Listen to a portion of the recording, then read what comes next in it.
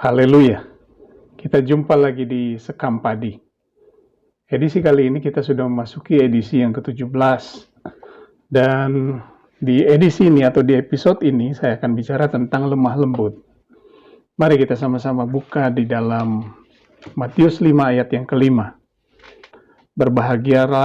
Berbahagialah orang yang lemah lembut, karena mereka akan memiliki bumi. Satu ayat yang kita tahu kalau Matius 5 berarti ini pada saat khotbah Yesus di bukit, 9 ucapan bahagia. Nah, salah satunya adalah lemah lembut. Berbahagialah orang yang lemah lembut karena dia akan memiliki bumi. Nah, kalau kita lihat dari ayat ini, berarti yang pasti adalah lemah lembut bukan menunjukkan satu kelemahan. Bukan menunjukkan sesuatu kelemahan, tapi juga bukan menunjukkan kelemah gemulaian, bukan. Tetapi kalau saya cari apa sih lemah lembut itu, dan saya catat ada 3 hal. Lemah lembut itu bersedia menerima keterbatasan dan kesulitan tanpa melampiaskan kejengkelan terhadap orang lain. Bicaranya tenang dan lembut saat dihasut. Sabar terhadap orang yang menyusahkan. Nah, kalau kita lihat dari definisi yang saya catat tadi, 3 definisi, maka kita bisa ambil kesimpulan bahwa orang yang lemah lembut adalah orang yang tidak mudah marah. Nah, orang yang tidak mudah marah adalah akibat dari dia dapat mengontrol emosinya. Dan orang yang dapat mengontrol emosinya, tidak mudah marah, pasti dia dapat memutuskan sesuatu dengan pikiran yang dingin, dengan fokus tetap pada tujuannya, fokus tetap pada hal yang dia sudah tetapkan di muka. Sehingga dia tidak mengambil keputusan-keputusan yang salah. Orang yang mampu mengontrol emosinya.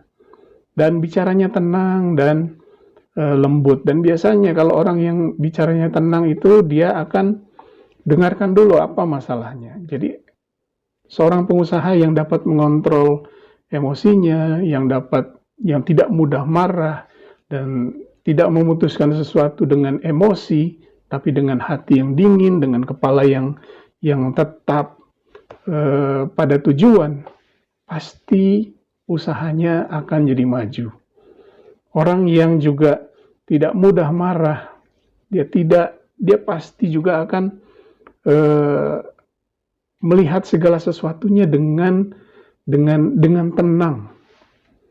Dia mengambil keputusan-keputusan dengan tenang oleh sebab itu keputusan-keputusan orang yang diambil pada saat hatinya tenang, dia melihat segala persoalan dengan hati-hati sebelum dia memutuskan sesuatu, pasti dia akan mendapatkan hasil atau satu keputusan yang baik untuk hidupnya. Nah, orang yang bicaranya tenang juga tidak menyakiti hati orang lain, serta sabar terhadap orang yang menyusahkan. Nah, kalau kita lihat definisi-definisi tadi, sudah memang sesuai dengan apa yang Yesus katakan. Berbahagialah orang yang lemah lembut, karena dia akan memiliki bumi. Sebagai bisnismen, dia akan jadi bisnismen yang sukses. Sebagai pegawai atau karyawan, dia akan menjadi karyawan yang sukses. Nah, yang bekerja juga, dia akan cepat naik pangkatnya. Dan yang masih pendidikan pun juga dia akan banyak teman, sehingga dia punya network yang baik. Pokoknya istilahnya masa depannya cerah. Memiliki bumi. Atau terjemahan lain katakan mewarisi bumi. Nah, kenapa kita harus lemah lembut? Dalam Matius 11 ayat 29, kita mengikuti teladan Yesus. Karena Matius 11 ayat 29 berkata, "Pikulah kuk yang kupasang dan belajarlah padaku, karena aku lemah lembut dan rendah hati, dan jiwamu akan mendapat ketenangan. Jadi kalau kita mengikuti teladan Yesus, yaitu lemah lembut, maka kita punya ketenangan. Kita punya ketenangan baik dalam pikiran maupun dalam hati, sehingga kita dapat memutuskan segala sesuatu dengan hati yang tenang, memutuskan segala sesuatu dengan benar. Dan yang kedua, Efesus 4 ayat yang kedua, jika kita sudah mengikuti teladan Yesus, kalau kita percaya kepada Yesus, mengikuti teladan Yesus, maka kita wajib, Rasul Petrus menulis di dalam suratannya kepada jemaat di Efesus, bahwa orang yang sudah terpanggil haruslah selalu rendah hati, lemah lembut dan sabar. Dan satu hal lagi kenapa kita harus lemah lembut, karena itu adalah bukti bahwa kita berbuah di dalam Roh Kudus, seperti yang ditulis dalam Galatia 5 ayat 23. Nah, lalu setelah kita melakukan lemah lembut, apa yang akan jadi? Matius 5 ayat 5 tadi bilang, kita akan mewarisi atau memiliki bumi. Mewarisi bumi. Mazmur 37 ayat 11. Orang yang rendah hati adalah orang yang mewarisi negeri. Bukan cuma mewarisi bumi dalam ayat Matius 5 ayat 5 tadi, tetapi juga Mazmur 37 ayat 11. Orang yang rendah hati atau orang yang lembut hatinya, dia juga mewarisi negeri. Dia bersuka cita karena kesejahteraan yang berlimpah-limpah. Jadi orang yang rendah hati, kesejahteraan berlimpah-limpah.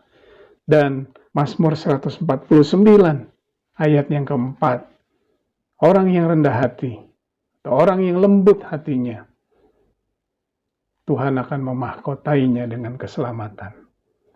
Jadi kalau kita mau mewarisi bumi, kita mau mewarisi negeri, kita mau berbahagia atau bersuka cita karena kesejahteraan yang berlimpah-limpah, dan bahkan kita dimahkotai dengan keselamatan dari Tuhan sendiri, lemah lembutlah. Karena bukan saja itu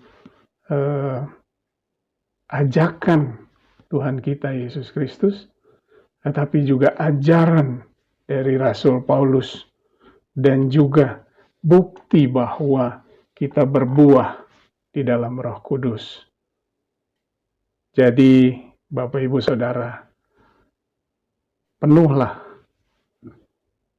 dengan Roh Kudus dan berbuahlah, maka kita akan mewarisi negeri, dan bahkan kita akan dimahkotai dengan keselamatan dari Tuhan.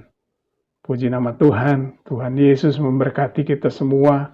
Haleluya.